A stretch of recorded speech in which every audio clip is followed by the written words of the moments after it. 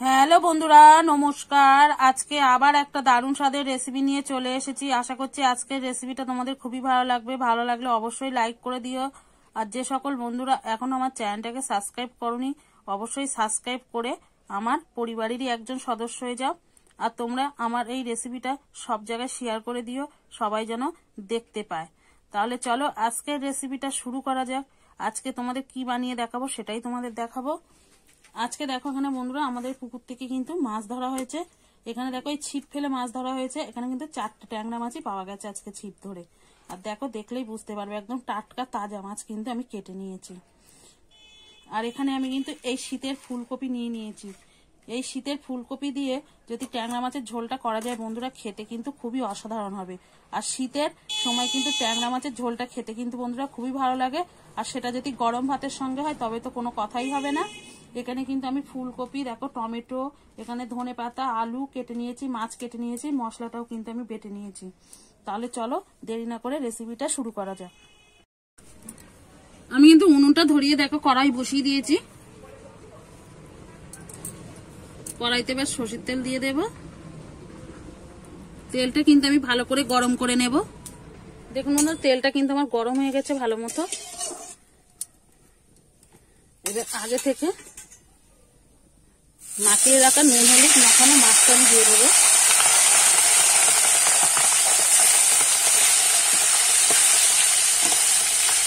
আমি কিন্তু উল্টে পাল্টে ভালো করে লাল লাল করে ভেজে নেব। বন্ধুরা, আমি কিন্তু লাল লাল করে ভেজে নিয়েছি উল্টে পাল্টে। আর তোমরা কিন্তু ভাজার সময় একটা ঢাকনা দিয়ে ঢেকে দেবে। ট্যাংরা মাছটা কিন্তু ভীষণ পরিমাণে খাটে। আমারও কিন্তু ট্যাংরা মাছটা ফুটছে খুব। এবার আমি তুলে নেব। মাছটা তো আমি তুলে নিয়েছি। এবারে ওই তেলেতেই কিন্তু আলুগুলো ভেজে নেব।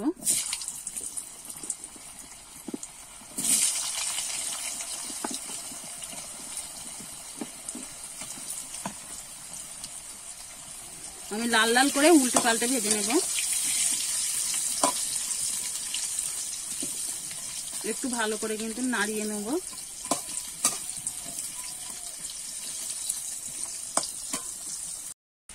আলুটা কিন্তু আমার ভাজা হয়ে গেছে, এবার তুলে নেব। দেখো লাল লাল করেই কিন্তু আমি ভেজে নিয়েছি। ওই তেলেতেই কিন্তু আমি ফুলকপিগুলো দিয়ে দেব।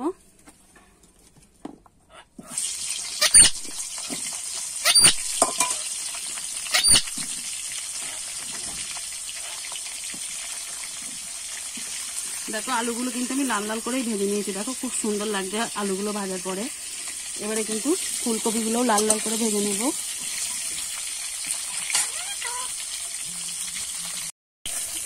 কপিটাও কিন্তু আমি লাল লাল করে ভেজে নিয়েছি। এবারে তুলে নেব।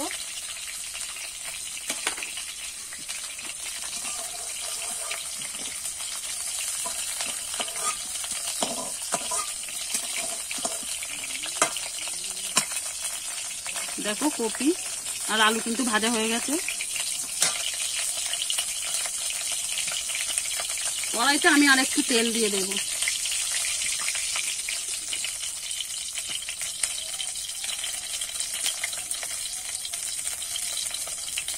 দিয়ে দেবো জিরে ফোড়ন। ফোড়নটা আমি একটু ভালো করে নেড়ে চেড়ে ভেজে নেব।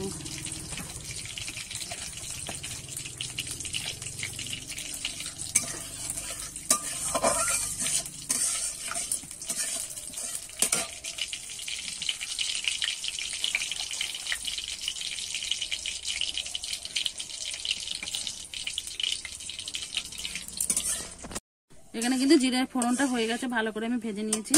এবারে কেটে রাখা টমেটোটা দিয়ে দেবো।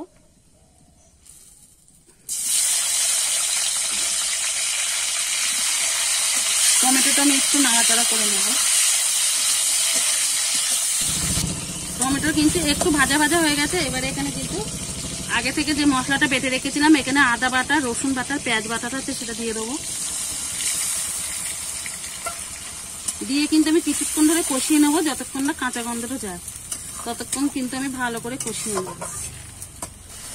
মশলাটা কিন্তু আমি ভালো করে কিছুক্ষণ ধরে নেড়ে চেড়ে কষিয়ে নিয়েছি। এবারে কিন্তু গুঁড়ো মশলাগুলো দিয়ে দেবো। দিয়ে দেবো হাফ চামচ জিরের গুঁড়ো, হাফ চামচ ধনের গুঁড়ো,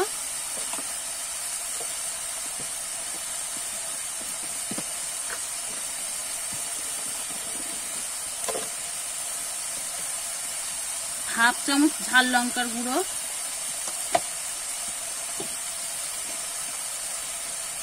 দিয়ে দেবো স্বাদ মতো লবণ,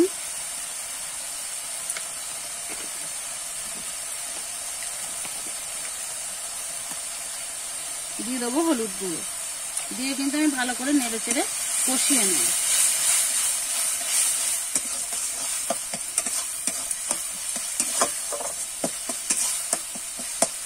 এইভাবে কিন্তু আমি কষাতে থাকবো যতক্ষণ না মশলা থেকে তেলটা ছেড়ে দেবে।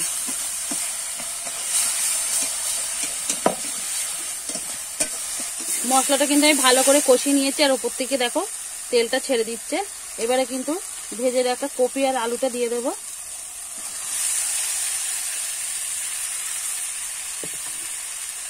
আমি কিন্তু ভালো করে এবারে কষিয়ে নেব।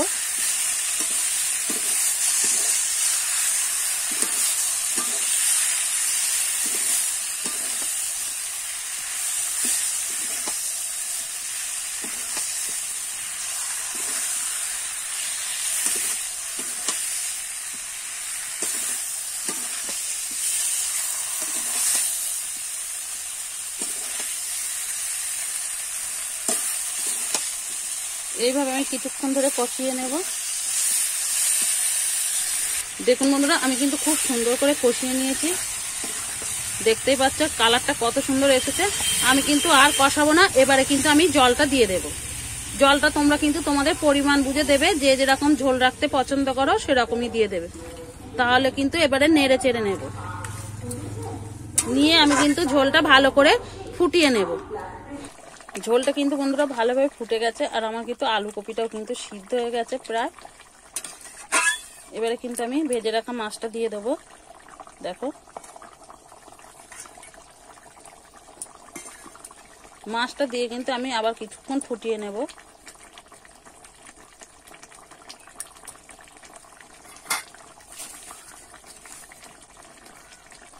দেখুন বন্ধুরা, ঝোলটা কিন্তু আমি ভালো করে মাছ দিয়ে ফুটিয়ে নিয়েছি। এবার একটু নেড়ে নিব। আমি কিন্তু আর ফুটাবো না, এবারে কিন্তু নাবিয়ে নেব। ফুলকপি দিয়ে ট্যাংরা মাছের ঝোলটা কিন্তু আমার হয়ে গেছে।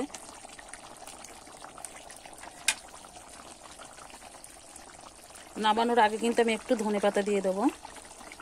তোমরা চাইলে কিন্তু এখানে ধনেপাতা দিতেও পারো, নাও পারো। এখন তো শীতকাল, ধনেপাতাটা কিন্তু প্রচুর পরিমাণে বাজারে পাওয়া যাচ্ছে। যে পছন্দ করো দিও, না পছন্দ করলে নাও দিতে পারো, কোনো অসুবিধা নেই। এবারে কিন্তু আমি নামিয়ে নেব মাছের ঝোলটা।